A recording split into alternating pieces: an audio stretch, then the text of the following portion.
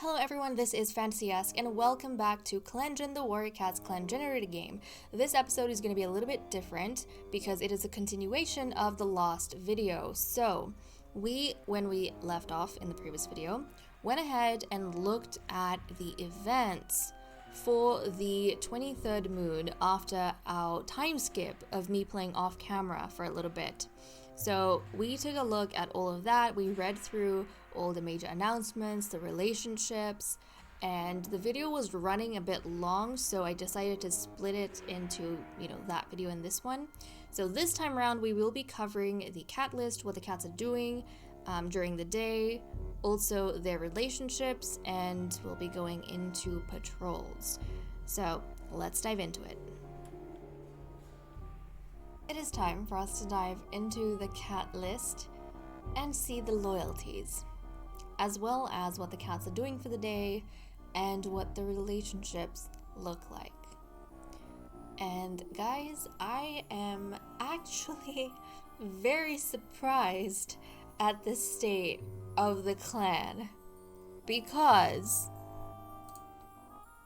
do you see this? Do you see this?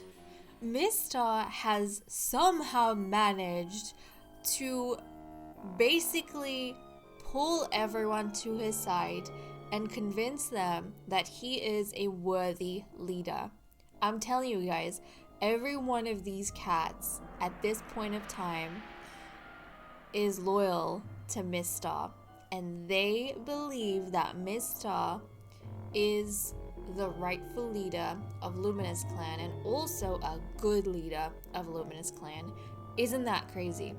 We were completely split when we left off and a lot of cats are going back and forth, but he has finally done it. He's convinced all of these cats, and I didn't even check relationships until now. Since we left off, I haven't even jumped into relationships, but that was actually very, very fascinating to me. And now I'm curious, what has Mr. done to get everyone so loyal? But okay, and the other thing that was kind of hitting me, Lyrebuzz and Slopeflake being together is just so left field. Because, it's out of left field. Lyrebuzz is medicine cat, guys. It's not even like they would have had chances to go on patrols together. And somehow they managed to develop such an intense relationship outside of it. So anyways, let us check up on what the cats are doing and dive into relationships because we have some surprises. Okay, Mr. wants to train, and this might have something to do with why everyone kind of feels so strongly about him as leader, because he is, being serious, doing things like this despite his playful nature. Now also, it says he has 8 lives. I don't know if we caught this on camera or not, but let's check his history. Yeah, okay, yeah, this happened Moon 18, which was off camera. Mr. lost his first life when he fell into the river and drowned. That's right. I'm almost wondering if after that incident he fell into the Crystal River basically and he almost drowned. And I'm wondering if something changed in Mr. after that point and he started kind of taking his role a bit more seriously, and the cats noticed and they all kind of rallied behind him, especially after the scare of, potentially losing him.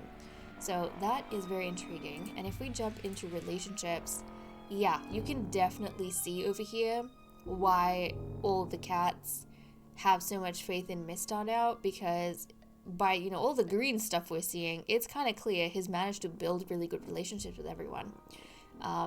He used to have a brotherhood with Slumberroach when we left off, and it seems he feels very secure with Slumberroach and relies on him, and also it seems as though he has now developed a brotherhood with Slopeflake as well. So he admires Slopeflake. This is the only cat he admires, the third prophet, and he feels secure, and he's got reliance here, which is really, really cool to see. Now, his relationship with Cloudy Snell, it's at romantic like, so that kind of tells me that Mr. is not quite in love with Cloudy Snell. They've been mates for so long. He's not in love with her, but he does like her as a mate, and she feels like family to him, which is really, really nice to see. And he's secure with her, which is good, especially since she's having kids. And then, you know, he's close with Grace Wife. She's a really good friend as well, and he relies on her. Slumberroach, obviously, same deal going on. Now with Nectarok, his deputy, he has like just a little bit, it's almost as though he's got feelings for both. Like he romantically likes Cloudy Snarl and Nectarok, but he likes his mate just a little bit more. It's kind of sad to see Nectarok has become so distant from Mistar, and it seems as though these other cats have taken more precedent in Mistar's life. But he still kind of relies on his deputy a lot. So, you know, there is that. And then Lyrebuzz, Mistar feels very secure with Lyrebuzz being the medicine cat, which is good to see. But that's kind of all the, you know, big things with the clan leader. So that was kind of intriguing. Next up, we have Nectarok, who is feeling really, really happy, despite the fact that, you know, he is not as close to Mistar anymore. But I feel like we kind of started seeing, just before we left off, that Nectarok had kind of changed his focus from just being jealous of everyone around the leader and constantly focusing on the first prophet. He shifted his focus to his role and his duty and doing what he needed to do for Luminous Clan. It started, I think, because he wanted to help Mistar, since Mistar was feeling so sad and discouraged. But I think Nectarok at some point stopped paying attention to that, and that stopped being his reason for doing what he was doing. It became solely about him, and now he's feeling really happy at this point, so that makes me happy.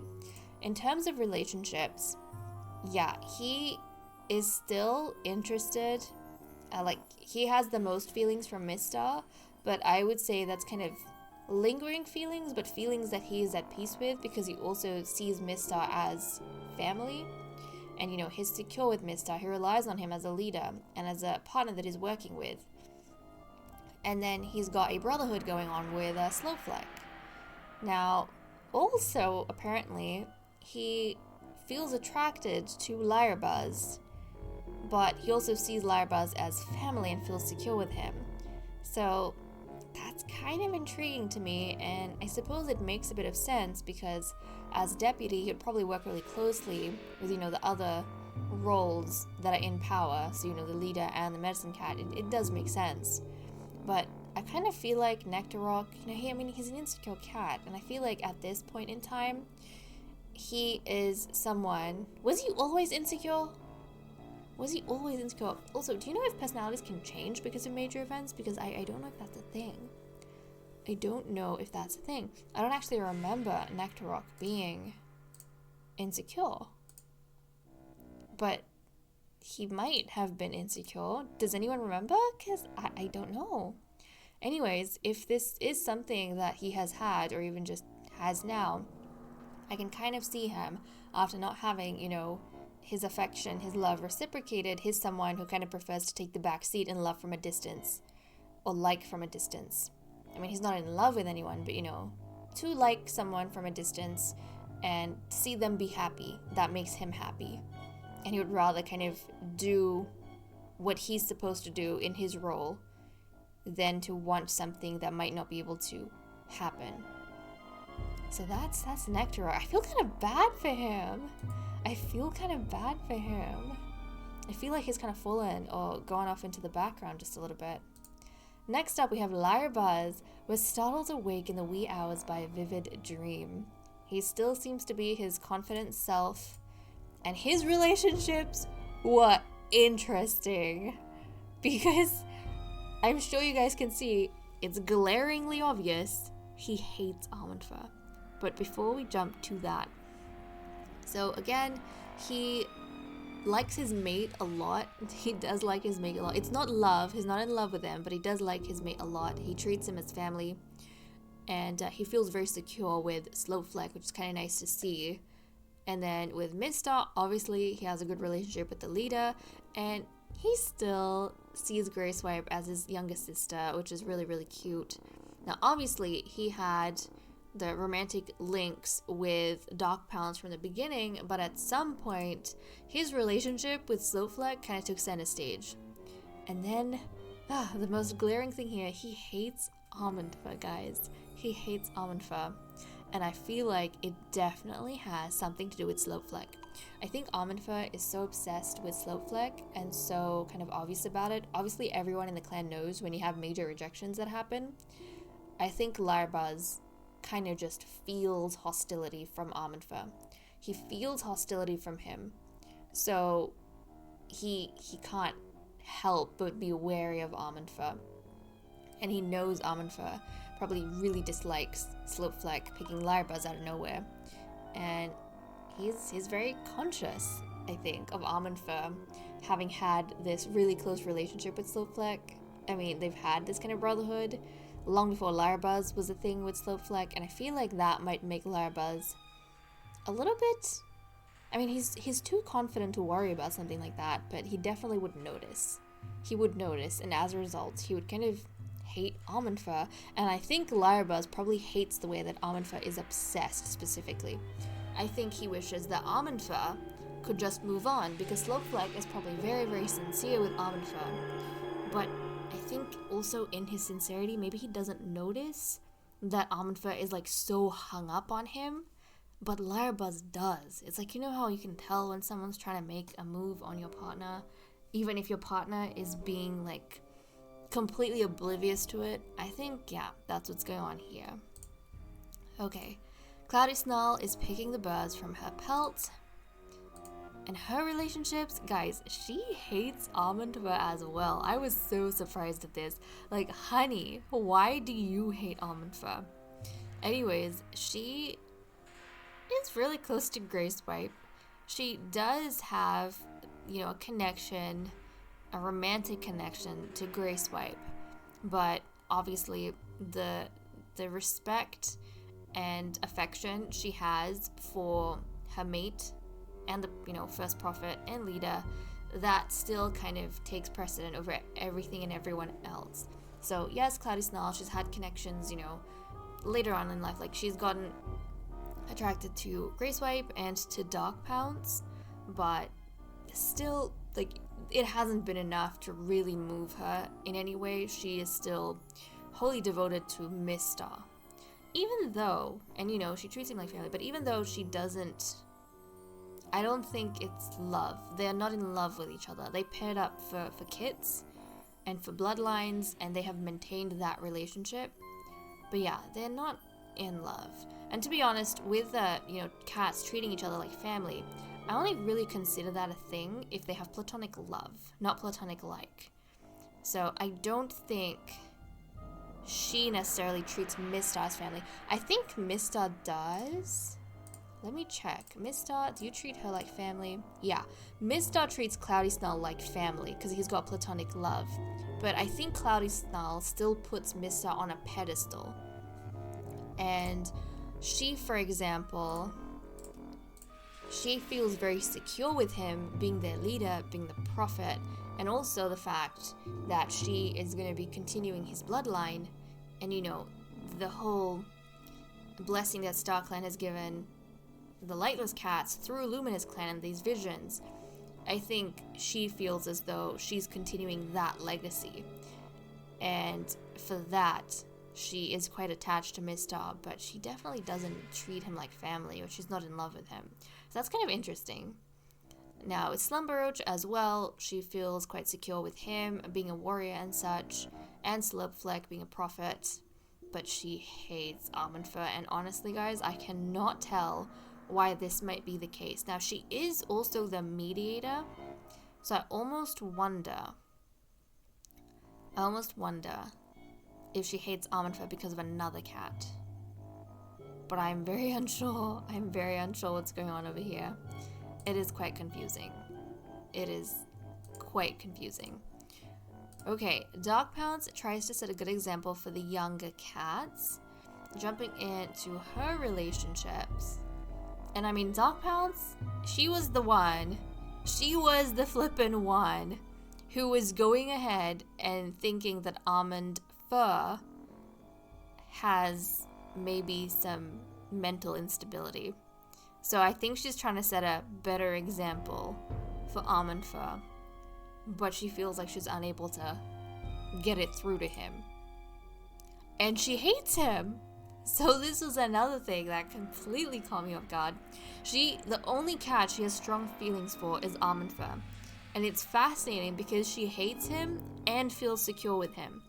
So I was thinking maybe she knows she can trust him as a warrior, or he is very capable and, a safe cat to be around as a warrior. But at the same time, she maybe hates the way that Amanfa has become this kind of really almost hostile. Like, he's got hostile energy that the other cats pick up on, and it makes them feel very tense and very uncomfortable, and it's almost as though they can't trust him. They don't know what's on his mind, right? They know he's capable of taking care of everyone and himself and the clan, but they don't know if he wants to take care of everyone. Like, even if he's doing his duty, it probably looks like he's planning to slit your throat or something while you sleep, So everyone's very wary around Amanfa, and this is fascinating because when he was younger, I remember quite a few cats being suspicious of him and his behavior. Maybe they noticed an inkling of that darkness in him, but it didn't manifest until he was a lot older. So there is that. Okay, and Slowfleck is trying to set a good example for the young cats. So I think these two are actually together. Hold on a second. These two, Dark Pounce and Slowfleck, are trying to set a good example for Amanfa together. Yeah, but I think Amanfa probably isn't really taking it on. I don't think he is.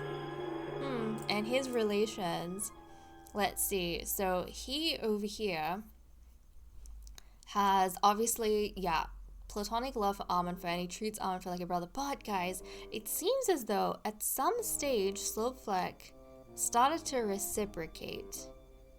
He started to reciprocate with Amanfa just a little bit. And his feelings for Amanfa were a bit more than what he had for Slumberroach. But obviously, it wasn't as much as he had for Greyswipe. And then somehow Larabuz managed to take all of his attention. Now obviously he's not in love with anyone, but that's kind of interesting, and I could see how Amanfa probably can't accept Slowfleck's decision, because Amanfa feels as though you treat me like family, we've known each other, we've had a better relationship longer than you and Larabuz or anything, you feel safe with me and you rely on me. You have more connections to me than you do to Larabuz. Like, why does he get your affection and your attention? Why is he the one that you get to choose? Or why is he the one that gets to be chosen by you? So yeah, I can see why Amanfa would not be able to accept that. And it seems as though Slowfleck also, had feelings for Greyswipe and treated her like family. So it's probably hard for him to take rejection from her. But okay, and he's got obviously a brotherhood with Nectarrock, which we know about. And yeah, bit of a, he Slumberroach affection, treats him like family too. So that's what's happening here. Slumberroach saw a two-legged kid playing with a dog. In terms of his relations, he treats Mistar, he's got a brotherhood going on, which we know about.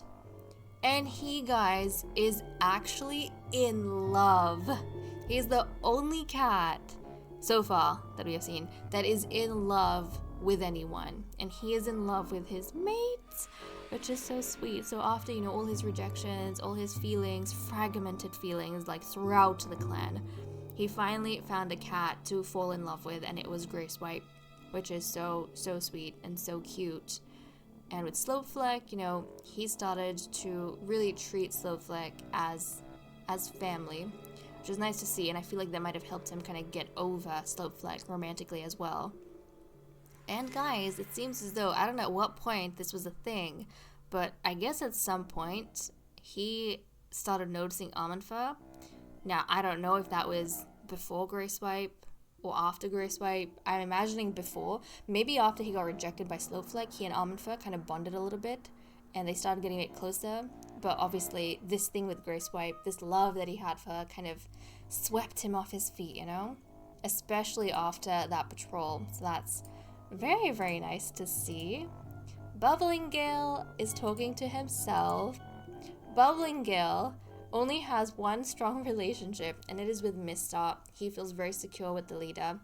Now, the fascinating thing is that when we left off, he was holding a candle to only Almond Fur. And it seems as though nothing was ever reciprocated. But Bubbling Gale, he actually started developing some feelings for Slopefleck and for Dark Pounce. But, obviously, nothing really has come of it since then. I feel like Bubbling Gale is the type of cat who's very unsure about whether or not he should go forward, and he would rather kind of hang back. And he's definitely not the kind of cat who's going to feel jealous.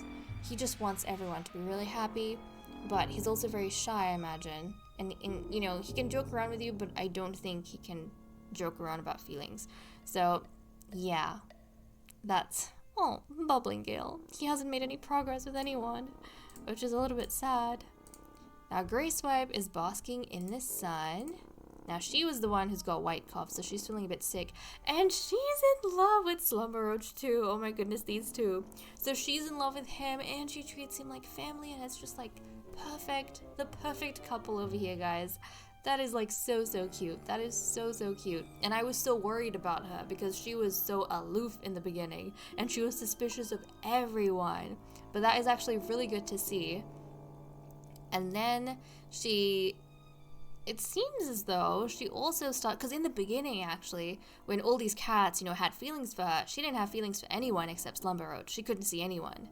And it seems as though she did develop some attraction, or, you know, to Slopefleck and Cloudy Snot and Dark Pounce, but she didn't fall in love with any of them. She fell in love with Slumber Roach. Oh my goodness. You guys are so, so cute. And finally, we have Almond Fur, who saw a kitty pet rolling around a two-legged garden. Now, Almond Fur, you know, he has actually been quite faithful in that he is really close to Slopefleck. He's been holding a candle for him this whole time. And he is, as we know, obsessed with him. And yeah, he has feelings for Slopefleck, and I don't think is ready to give that up. And he feels safe with Grey Swipe, so he's never really been mad at her or anything like that. And I mean, he actually doesn't have hate, at least with what we see here. He doesn't really have any hate or anything for Lyrebuzz, but Lyrebuzz, I think, and the other cats, they can really sense the hostility. They can sense the unhingedness on him. But it seems as though Almond Fur and Slumber Roach, like, mutually started kind of, I think, crossing the line just a little bit with each other while they were trying to heal from being rejected by Slopefleck, the two of them. But unfortunately for Almond Fur, you know, even his mentor, who started not being so much like a mentor, ended up with someone else. And Slopefleck, who he's been obsessed with, has chosen someone else, or chose several someone else's. So things are rough for our young cat over here. Things are quite rough. Okay, it is like already 50 minutes at this point, but you know what? Because it's a Christmas episode, I'm thinking I might... do I? Or do I leave it for the next one? Maybe I'll leave it for the next one. Maybe I'll split. I was gonna say, you know, it's a Christmas episode. It should be really, really long. I kind of feel like it should be long, though, because we have all these things to get through. But then also I feel like it needs to be bite-sized so we can all consume it, you know? So what I might do, actually... Yeah, I think I'm gonna have to split the video up like I normally do. I will have to split the video up. But, okay, I'm gonna cut the recording here. And then, when we come back, we're gonna continue with patrols. Obviously, we had a lot to decode and catch up on, so it makes sense why it's kind of taking a bit of time. But, let me cut the video here, guys. I'll see you in a second. And we'll kind of see what the cats get up to, like what drama is gonna happen next. It is time for us to dive into patrols. I'm not gonna lie, it feels very, very odd to do events, then the cat list, then the patrol.